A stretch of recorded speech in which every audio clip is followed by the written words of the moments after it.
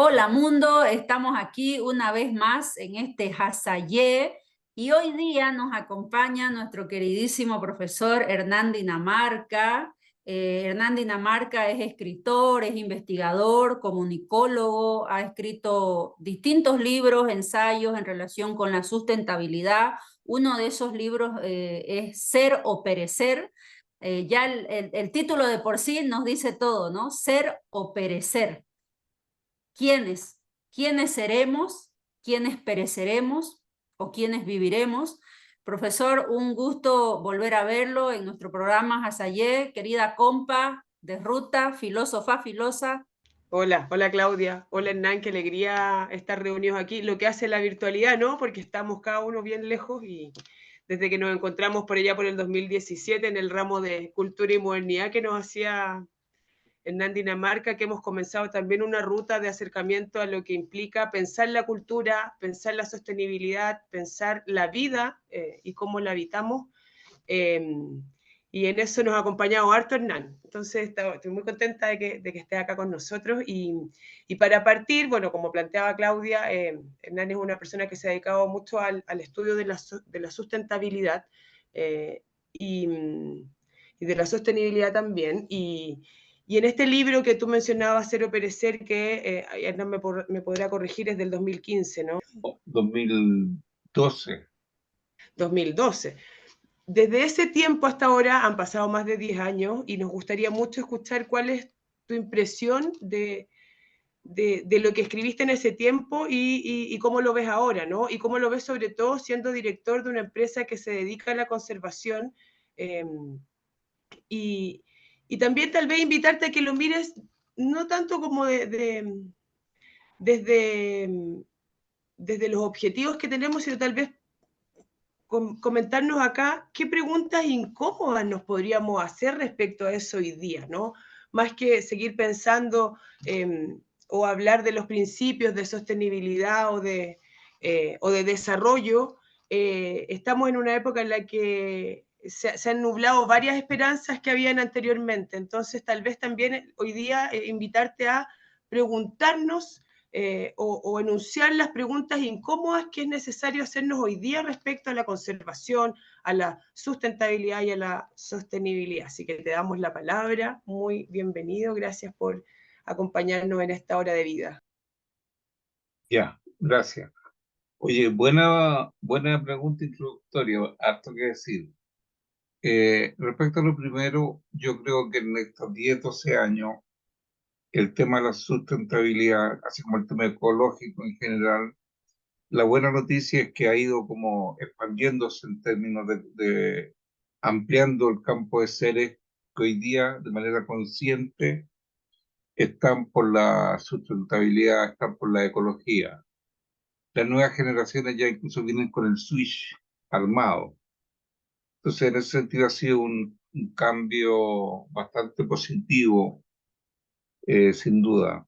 Y cada día más personas y más empresas y más actores realizan emprendimientos pro conservación, pro sustentabilidad. Porque hay conciencia que es el principal desafío de nuestro tiempo, que si no nos hacemos cargo del tema, vamos directo al despeñadero. Esa es la buena noticia. Ahora, la mala noticia podría ser que tal vez llegamos muy tarde a tomar esta conciencia, porque el tema con lo que está pasando hoy día, que es el cambio climático, o como dicen los ciúticos hoy día, la ebullición global, que es la manera con que están llamando al cambio climático hoy día, por ponerle más color, está bien, si es un problema severo. Eh, Estamos, yo creo que ya salimos de la, o sea, no creo que salimos, o sea, yo de hecho estudié hace un tiempo, años atrás, un artículo que era mitigación o adaptación. Y yo decía ahí, y creo que hay que mantenerlo, que hay que seguir tratando de mitigar, pero ya nos tenemos que empezar a adaptar, si es que podemos adaptarnos. Y tal vez en la naturaleza los más frágiles somos nosotros con el tema de la adaptación, porque el cambio climático está alterando todo. Ya lo estamos viendo en el clima. los calores de este año, los que seguirán habiendo y que alteran todo, toda la manera de vivir. Entonces, y poco podemos hacer a esta altura por mitigar, más bien adaptarnos, si acaso podemos adaptarnos. Yo soy escéptico si podremos adaptarnos a esto. Va a colapsar nuestro modo de vida, puede que nos obligue a vivir de otra manera, ojalá que apure, en ese sentido, apure los cambios que se requieren. Pero está difícil la cosa, está muy difícil. De pronto dentro de estas dificultades, mirándolo así como desde un discurso también que es mundial, porque también este es un problema que involucra a todas las regiones del globo y ahí una dificultad que yo veo, por ejemplo, y Claudia lo puede complementar, tiene que ver con cómo esta racionalidad global, por llamarlo de alguna manera, en la que hay principios, hay, no sé, la OIT que lleva 102 años, ya se han elaborado ciertos principios y formas de actuar, cómo esta racionalidad llega a los espacios locales, cómo llega hacia los estados, cómo los estados y las políticas se hacen cargo de generar prácticas en torno a las transformaciones necesarias para no perecer, ¿no? Y desde ahí cómo eso baja también a las empresas, porque en general, claro, hay ciertos principios, no sé, tenemos un montón de metas basadas en los objetivos de desarrollo sostenible, por ejemplo, que al final tampoco llegan mucho a la práctica, son como buenas intenciones, ¿no? Pero, y por ejemplo, en una minería, por ejemplo, ¿de qué debiéramos hacernos cargo? Desde la exploración del terreno hasta lo que pasa después del cierre y los resultados, y esto implica tener miradas de políticas a largo plazo que deben estar apoyadas por construcciones estatales. Entonces, hay una tensión ahí en una racionalidad, ¿no? Que mira este problema, hay principios, hay un trabajo de organismos respecto a qué posibilidades hay de actuar, pero en la llegada a los estados y sobre todo latinoamericanos con estos extractivismos extremos hoy día que tenemos, se pierde un poco en la práctica, se pierden los ciclos de unión que debieran tener los ecosistemas sociales también, ¿no? No sé, por ahí. Sí, como yo que creo que, bueno, lo que decía el profesor, ¿no? Yo mientras él hablaba iba compartiendo su libro, que lo vuelvo a hacer aquí, un poco el índice, ¿no? De ese libro Cero Perecer, que me parece que es una joyita porque nos acerca ya en el año 2012, 2000, según la edición esta que tengo acá, 2012. Ya usted está abordando conceptos que vienen desde 1989 con el convenio 169 de la OIT, ¿no? Hablando desde las marchas indígenas, los territorios chiquitanos, chimané, de la zona donde yo soy, por ejemplo, en Bolivia, o ahí mismo en Chile, o en España, en la zona de Extremadura, en diferentes latitudes del planeta Tierra, ya venían marchando por los derechos de la tierra, y parecía algo abstracto, ¿no? ¿Qué es eso de marchar por los derechos de la tierra, de los árboles en aquellos años? 1989, muchos incluso como Bronfenbrenner, Berta Lanfy en el pensamiento ecosistémico, o la misma filosofía, la ecosofía también, ¿no? De la que hablan el mismo Paulo Freire en los procesos pedagógicos. Entonces, todos estos elementos ya vienen planteándose como problemáticas desde el siglo pasado, y en este libro, Ser o Perecer, el profesor Hernán Dinamarca nos puntea estos diversos ecos, como él mismo nombra en su parte 1, ¿no? Diversos ecos de la idea fuerza sustentabilidad, y estos desafíos en relación entre la sustentabilidad y las comunicaciones en las empresas, volviendo a lo que decía Ana María, ¿no? Y devolviéndole un poco la palabra al profesor, usted ahora está con una empresa que trabaja, el concepto traducido al español es verde preciso, digamos, ¿no? ¿Cómo logran desde la empresa, desde el día a día, hacer frente, o sea, cómo logramos como humanidad, en realidad nosotros, hacer frente a estos desafíos que ya están aquí?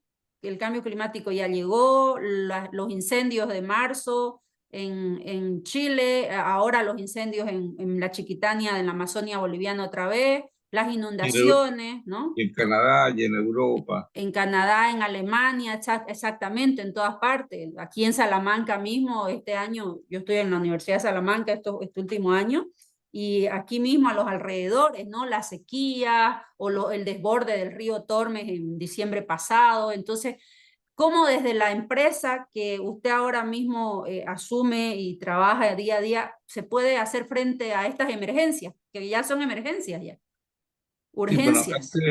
una pausa antes de responder tu pregunta última, eh, y no por ser autorreferente, pero mientras no es el 2012 estos temas, el 2012 en este libro sistematiza una experiencia que venía de antes.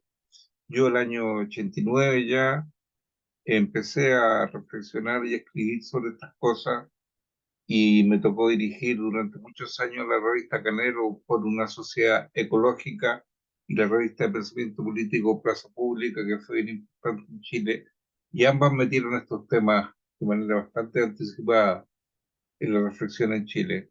Lo Así que pusieron eso en es agenda, ¿no? Lo la pusieron en agenda, agenda claro. política, importante. O- Gracias por ese detalle, profe. Excelente. Ahora, respecto a la pregunta concreta, la empresa actual que yo dirijo, que es Genau Green, que es una empresa que se dedica a la conservación y a la sustentabilidad, fundamentalmente lo que estamos haciendo es, tenemos 20.000 hectáreas en el sur de Chile, que en los sustantivos están destinadas a la conservación, y comercializamos algunos de esos predios, el lote de 4 hectáreas, tanto en San Fabián de Alico, en la región de Maule y Ñuble, y en los lagos, en la región de los lagos, y que se venden con la cláusula del derecho real de conservación, que es una ley de Chile que permite, que estipula un gravamen ambiental a los predios, con un artículo que en lo sustantivo impide que ahí se desarrolle cualquier actividad productiva o inmobiliaria que vaya en contra del medio ambiente en la zona. Está todo muy regulado eso. Nosotros lo tenemos bastante regulado. Y, ¿Y qué es lo que, la gracia que tiene la empresa nuestra, y no es la única, hay varias otras, que antes el tema de la conservación era un tema que hacían los Tompkins de este mundo, grandes empresarios, o el Estado en sus parques nacionales. Lo que se hace ahora con esta ley y por iniciativas particulares que lo empiezan a hacer es democratizar la conservación. ¿Qué significa esto? Que ya se pueden predios de más, de menos hectáreas. Nosotros trabajamos de 4 o para arriba, que comercializamos también con este gravamen ambiental. Entonces se democratiza, ya no es solamente el Estado ni grandes empresarios, sino que también familias de personas que van comprando con este gravamen ambiental. Eso en primer lugar. En segundo lugar,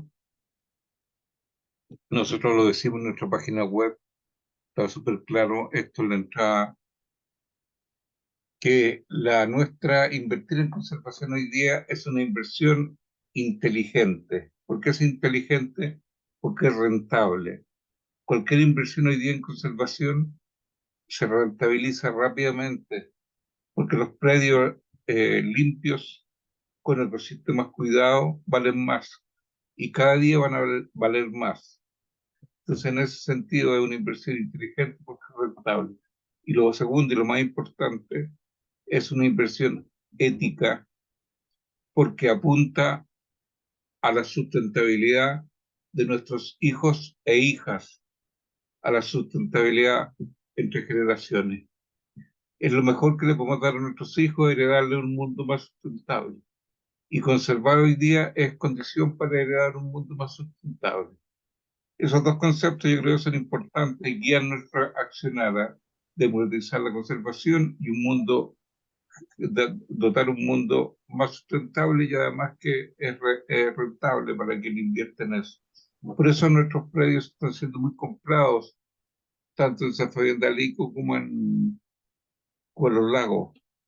Mucha gente, familias, personas, pensando en sus propios hijos e hijas, están comprando con este gravamen ambiental. Oye, ¿y qué riesgos surgen ahí? Por ejemplo, no sé, yo pienso, claro, está es muy buena la iniciativa, ¿no? Me imagino que está todo normado, pero eso, ¿cómo convive con el sistema real, con el sistema mundo, ¿no? En donde en las mismas regiones hay otro tipo de intervenciones, no sé, en el uso de los espacios. ¿Surgen tensiones ahí? ¿Ves tensiones? ¿Hay cosas que se necesitan como conectar para que esto fluya de mejor manera, para que se pueda llegar en general a O un... sea, tensiones en el sentido de lo que tú dices no surgen mayormente. En general, hay una buena recepción. Lo que sí pasa, que es bien típico de Chile, es que mucha gente, a veces del Estado, otras veces de comunidades, lo ven con cierta suspicacia. Piensan que lo que hacemos nosotros es un simple marketing verde y entonces, por ejemplo, nos enfrentamos muchas veces a grupos de conservación que son sumamente radicales y que creen, y que yo lo he discutido con ellos, ¿ah? Porque yo me preocupo mucho mantener buenas relaciones con las comunidades y que dicen que algo que se conserva no se toca. Yo les digo, no, pues si lo mejor es tocarlo.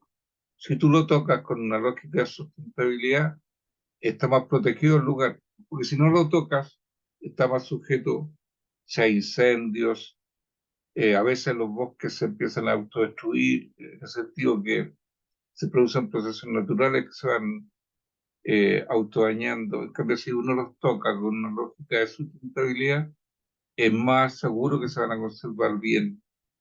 Pero eso es una discusión filosófica entre conservacionistas. Está el conservacionista como yo, que creo que es importante un tocar de una manera sustentable un lugar, y hay otros que son no se toca.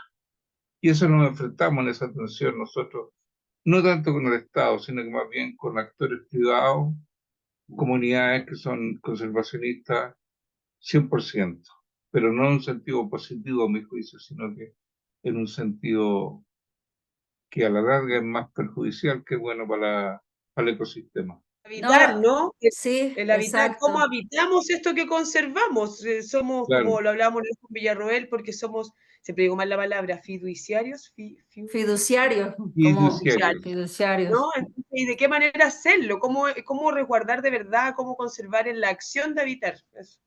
Claro, es que el concepto de, claro, yo estoy pensando en los procesos de patrimonialización de los ecosistemas naturales, ¿no? Por ejemplo, en la Chiquitania de Bolivia, frontera con Brasil y Paraguay, que es de donde yo crecí y de donde vengo, tenemos las pinturas rupestres de las cuevas de San Miserandino. Y pasaba en algún momento lo que menciona el profe, que estos lugares parecían intocables, pero precisamente esa forma de hacerlos intocables fue la que los dañó, porque no hubo, o sea, una conservación y un resguardo de la fuerza de la naturaleza misma, la humedad, los hongos. Entonces estoy hablando de un patrimonio, digamos, arqueológico, ¿no? Hablando por otro lado de patrimonios que tienen que ver con, por ejemplo, con plantas que crecen de por sí, como plantas silvestres como el pitón, el motoyoé o la diversidad de mangos que hay en esta zona, que igual cuando con el cambio climático han llegado diferentes agentes externos con los que estas plantas antes no interactuaban. Entonces, y este no toquen este espacio generó también una situación crítica. Entonces, el concepto y el planteamiento que hace aquí el profesor parece filosófico, pero en realidad a mí me parece que es muy práctico, porque si no logramos sentarnos a hablar de que estos extremos, hoy por hoy, para entender que hay que habitar los espacios naturales desde el tocarlos, pero saber cómo tocarlos, ¿no? Porque son finalmente patrimonio de todos. Y ahí, profe, el desafío que han tenido, por ejemplo, con actores que a veces parecen ser radicales, ¿cuál ha sido la metodología de comunicación para sentarse y poder entablar un diálogo y lograr llegar a acuerdos, ¿no? Que permitan el win-win, como se dice, el que todos ganemos? Bueno, ese es un desafío que estamos viviendo hoy día, porque de hecho, ya hace muy poco tiempo exactamente el 16 de agosto, o sea, 20 días, yo fui a reunirme con, con el alcalde y la comunidad de la zona a explicarle lo que estamos haciendo. Y claro, y ha sido una experiencia no fácil no ser escuchado, producto de esta distinta tocar o no tocar. Y ahora lo que estamos haciendo con la gente de la Universidad Católica del área de conservación es diseñar un plan maestro para que todo lo que hagamos ahí sea para darle garantía a la comunidad que estamos haciendo y queremos hacer bien las cosas. Estamos rediseñando nuestro modelo de... Porque nosotros lo que hacemos, tenemos fondos y cosas ahí en esa zona, en toda esa zona, y los loteamos y traíamos un modelo de loteo de 4 hectáreas, pero con la lógica que hoy día lo miramos como que nos equivocamos en eso, con la lógica de si tenía un fondo, por ejemplo, de 100 hectáreas, lo loteabas de 4 hectáreas, pero con la cabeza del propietario privado. Se instala él en su terreno, igual nosotros les planteamos en el Registro Real de Conservación y en un reglamento vinculante que no podían interrumpir los corredores biológicos entre uno y otro. O sea, no podían cercar, no sería exigencia, que era el derecho oral de conservación. Pero por críticas de conservacionistas y porque nosotros mismos nos estamos dando cuenta, hoy día el modelo que estamos haciendo, estamos mutándose ya, un modelo no de propietarios privados, sino que se instalen en el fondo este, por ejemplo, se instalen en un área del fondo toda la gente que va a vivir más cerca, ¿me entiendes? Que afecta menos que apunta a un habitar sustentable y que se ubique en el espacio no de 4 hectáreas, sino que se ubique en un espacio de 400 metros, 500 metros, y todo junto. Y el resto queda como un gran patio común, ¿me entiendes? Que es mucho más potente desde el punto de vista de ocupación del espacio. Y a la gente le gusta ese modelo también porque están donde habitan su casa, pero tienen un enorme patio común que es para todos y que se conserva y lo conservan entre todos. Estamos incentivando mucho también que ellos se organicen en una comunidad y como tal en una comunidad vayan garantizando la preservación y nosotros los asesoramos con nuestros abogados como estructura en comunidad. No, sí estamos tratando de hacer bastante bien nuestro proceso y en un aprendizaje continuo. Entonces, si nos damos cuenta que nos equivocamos, mejoramos. Vamos en una línea Maravilloso. de mejora continua. Además, esto que hacen con las comunidades y los espacios es como que un proceso de registrar las experiencias, ¿no? Mientras yo lo escucho, Justamente. es muy pedagógico, me parece. O sea, han elegido un modo de comunicación desde la pedagogía del día a día, ir registrando, sistematizando estas experiencias para ver dónde está fallando algún elemento y tal vez va a salir otro libro de aquí, profe. Eso yo creo, no me cabe la menor duda, Sí. porque en general coincide que todos mis libros, por anga o por manga, han sido de puras experiencias nomás, y que después las Maravilloso, sistematizo en un libro. maravilloso. Y cuéntenos más de estas experiencias, por ejemplo, de registrar las comunidades, cómo toman el registro, cómo se sienten cuando llega usted con su equipo de Genau a compartirles y a socializar experiencias o socializar errores y prácticas. Bueno, es lo que te decía hace un rato, Ujú. que muchas veces las comunidades de conservación en localidades miran con desconfianza a quien llega. Y es una legítima desconfianza que tienen las comunidades locales, porque muchas veces llega gente con proyectos destructivos que no busca diálogo con el actor local. Nosotros hemos tratado de hacer las cosas de otra manera, pero igual a veces se producen disonancias, desconfianza. Pero nosotros nos mantenemos en una tesitura de buscar la confianza. Y de hecho, con esta misma comunidad más reciente que fue aquí en San Fabián, de todo el mundo conservacionista, Hay algunos que han sido duros, pero otros están tomando una comunicación constante. Y con los duros seguimos en comunicación y yo no lo voy a cortar nunca, porque yo creo en el diálogo. Y creo que a lo largo se construye confianza si tú dialogas con las personas. No hay otra manera de hacerlo. Tal cual, como decía mi Eh, abuelo, ¿no? Hablando se entiende la gente, decía mi abuelo. Así es. El tema es de qué manera se habla, de qué manera están instaladas estas comprensiones también, ¿no? Yo creo que es una tremenda misión esto que tú planteas, ¿no? De generar comunidad, de ofrecer un territorio. Y claro, los vamos a juntar a todos, les vamos a dejar un espacio común. Hay que hacer harto trabajo ahí para ver cómo ese espacio común también se habita, ¿no? El tema este de la tragedia de los comunes. Estos espacios que finalmente son de todos, pero son de nadie, entonces ahí también implica trabajar un poco la idea de pertenencia, de propiedad, de habitar también, o de habitabilidad de estos espacios con los otros. Yo creo que, sobre todo hoy día, son temas súper necesarios, como tú decías al principio, ya hay una conciencia de esta necesidad, pero también implica luchar contra egoísmos ancestrales, ¿no? Contra miradas de propietarismos, de posesionismos, que implican entonces transformar nuestros repertorios de ser comunidad también, porque también cuando hablamos de comunidad hay muchos sentidos en eso y hay varias que son muy cerradas, ¿no? Estas comunidades que se han asumido o han adscrito la defensa de los lugares, también mirando como cualquier otra cosa diferente como enemigo, entonces me parece una misión tremenda, tremenda. Es desafiante, es Sí. verdad. Y lo más desafiante está en cuando nos enfrentamos, pues todas las otras cosas a la larga se van permeando, pero lo más complejo es cuando nos encontramos con actores que tienen la concepción de que las cosas no se deben tocar.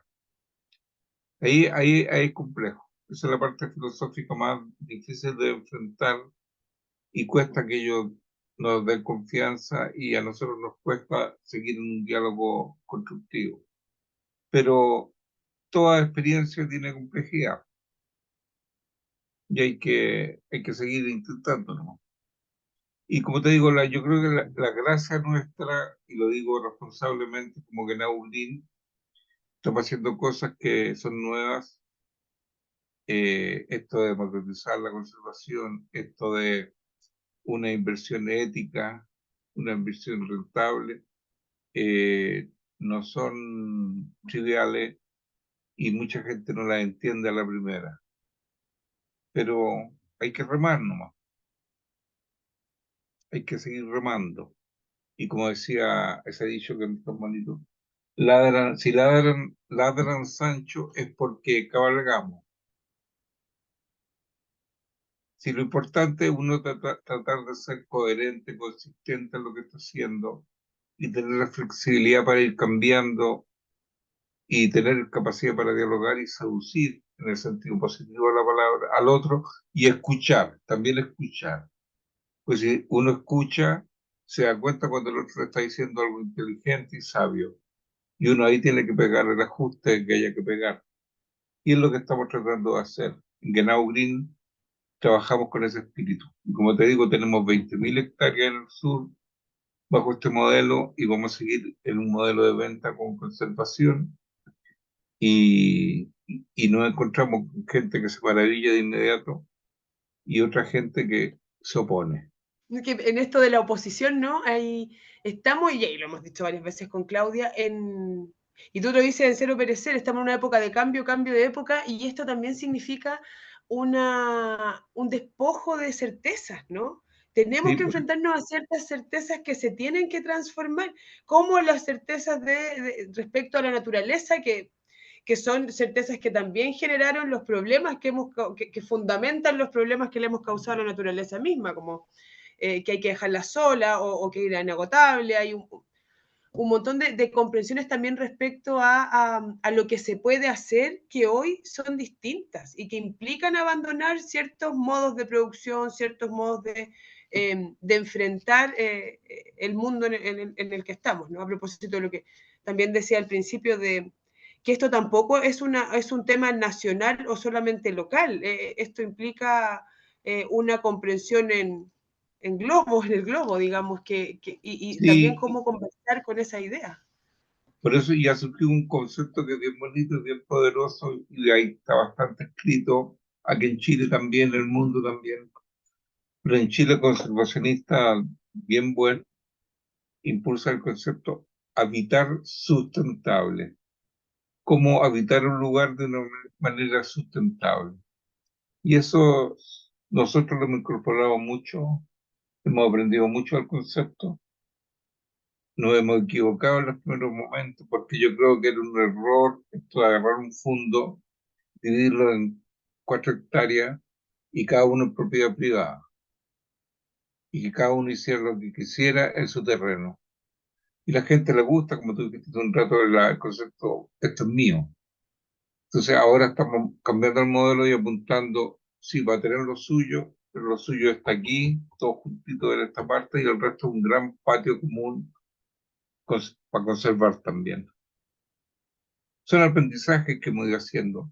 Y los conservacionistas más constructivos ahí, estoy hablando para decir nombre y apellido, Rodrigo Calcañi, que es un amigo mío que es un conservacionista de larga data, y la Católica, el Grupo de Conservación de la Universidad Católica, liderado por Hans Moore, están haciendo asesores nuestros y nos han ido enseñando mucho para ver cómo mejoramos los procesos. Sin esta cuestión, lo peor es la soberbia. Cuando tú entras a hacer algo creyendo que te la sabe toda. Y no, pues uno tiene que ir aprendiendo en el vivir, en el convivir. Y ahí el lenguaje, ¿no? Y lo puede tomar Claudia esto, como decía Varela y Maturana, ¿no? El lenguajear, el crear pensamiento a partir del lenguaje y de los conceptos que estamos usando tiene un gran papel, ¿no? Esto implica también una recategorización del lenguaje que usábamos para hablar del mundo y del habitar y de la vida, ¿no, Claudia?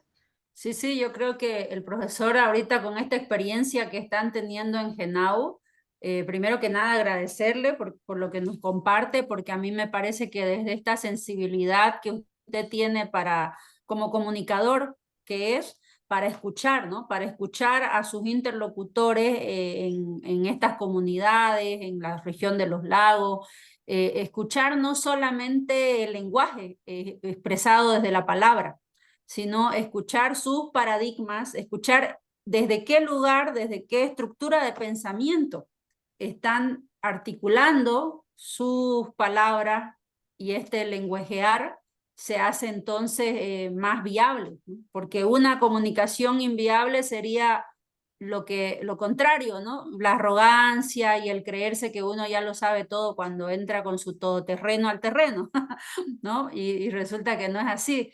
Estos elementos a mí me recuerdan mucho a la recientemente fallecida, la profesora Emilia Ferreiro, ¿no? Que creó el concepto de psicogénesis del lenguaje y propuso esta nueva forma de enseñar a leer y escribir desde el escuchar a las infancias, escuchar a aquellas personas que tienen 40, 50 años en las comunidades y no decodifican el alfabeto grecolatino, pero tienen un pensamiento.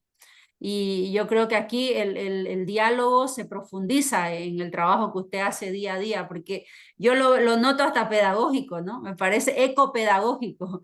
Está muy fuerte ahorita el tema ecopedagógico. Hace un tiempo me tocó guiar a una estudiante que tuve cuando yo era profesora de escuela, a Micaela Sueldo, y ella hizo su tesis precisamente sobre la necesidad de una comunicación no violenta en los procesos de participación y trabajo en terreno, ¿no? Para trabajar la escuela en las comunidades, hacer escuela junto al río, junto al monte, pero no desde el romanticismo, porque hay movimientos conservacionistas extremos que han caído en una romantización del monte, de la selva, del río. Y esta romantización, o sea, desde mi perspectiva, ha generado un abandono y un habitar desde el desconocimiento de las necesidades del entorno mismo, ¿no? Entonces, lo que usted nos comparte es como todo lo contrario, habitar el espacio desde el lugar de la mirada, poner la mirada precisa en ese verde, además le hacen honor al nombre, ¿no? Verde preciso, verde exacto, poner esa mirada ahí para que desde ahí suceda la comunicación. No es que llegan con una bolsa de palabras o una bolsa de herramientas que les van a enseñar, que es esta comunicación jerárquica que ha fracasado, ¿no? En varios momentos, desde que se viene hablando de la crisis climática y demás, ha habido distintas escuelas de comunicación con los territorios. Y yo creo que si estamos en la crisis que estamos ahora, con incendios, con inundaciones en todas partes del planeta, esta crisis tiene que ver con un factor clave, que es el que está trabajando Hernán Dinamarca desde su equipo Genau, la comunicación. De eso se olvidaron. Tres décadas llevamos en esto, tal vez más, medio siglo voy a decir. No ha habido un ojo atento, un oído atento a asumir estos procesos de la crisis climática desde la comunicación. Es lo último que se puso sobre la mesa. Contratar a comunicólogos, contratar a facilitadores, mediadores interculturales, pedagogos, educadores, personas que saben, tienen las herramientas para entablar el diálogo necesario, para tomar decisiones en relación a nuestra casa común. ¿Dónde va a haber techo? ¿Dónde va a haber la pared? Es como que han querido hacerlo todo desde las ingenierías, tomar decisiones desde las ingenierías o desde la agroecología, y todos estos ingenieros y agroecologistas se comunican, pero no saben comunicarse y han empezado las fricciones, las tensiones político-económicas que nos han llevado al momento en el que estamos ahora. Entonces, yo mientras lo escucho al profesor, yo creo que el desafío, y todavía estamos a tiempo, es la comunicación. Esto habría que hacer que se expanda, ¿no, profe? Que tal vez enseñarlo a los estados, a las otras empresas. Y que la comunicación, que es poner en común, es lo más difícil que hay. Es lo más difícil. Porque claro, yo le agradezco todas las alabanzas que hacen, pero para mí también es complicado. No es fácil la comunicación, el poner en común. Es un desafío cotidiano. Es muy fácil equivocarse también. Porque poner en común, uno puede tener la mejor intención al poner en común, pero el otro con quien quieres poner en común está escuchando de su propio diálogo interno, de su propia mirada, una historia que tiene, que no es la mía, desconfianza, prejuicio, tantas cosas. Entonces, cuesta a veces sintonizar y uno también a veces se equivoca en la manera como comunica, porque uno tampoco podrá saber comunicar, pero no es perfecto. Entonces, a veces también proyecta un aire como arrogante o muy serio, lo que sea. Bueno, muchísimas gracias, Hernán Dinamarca, escritor, comunicólogo, ensayista en temas de sustentabilidad, por tu tiempo, conocimientos, por todo lo compartido. Y compa, te doy la palabra para que hagas el cierre de nuestros asayés sobre sustentabilidad, naturaleza y vida. Sí, sí. No, gracias a ustedes por la conversación muy entretenida. Y en la presentación y en el despedirse se ha olvidado una parte mía también que yo quiero mucho, que yo le llamo que soy ensayista audiovisual también. Unos trabajos de documentales reflexivos, que hay uno que me gustó mucho, que es El viaje del Uraruma, con Raúl Zurita, que es muy lindo. Está en la web. Y Lo vamos a otro de linkear aquí Chile, abajito. Bolivia y Perú también, que es muy bonito. La relación entre los tres países, que, bueno, Bolivia. Sí, sí, aquí Bolivia. Ese lo vimos en clases de cultura y modernidad, me acuerdo. Ah, también, ya. Lo hemos trabajado, buenísimo. Sí, sí, vamos a compartir los links para la audiencia, porque ahora nos escuchan desde la Universidad de Salamanca también en el programa de la radio, Planeta Biblioteca, en Chile, Bolivia, bueno, los mismos estudiantes, ¿no, compa? Así que ahí vamos a linkear la página de la empresa también, ¿no? De Genau, para que se conozcan más detalles. Ya pues, Como siempre, nos quedamos llenos de preguntas, de mucho tema más que hablar. Yo estoy muy alegre de este encuentro porque además ambos son personas que yo quiero mucho.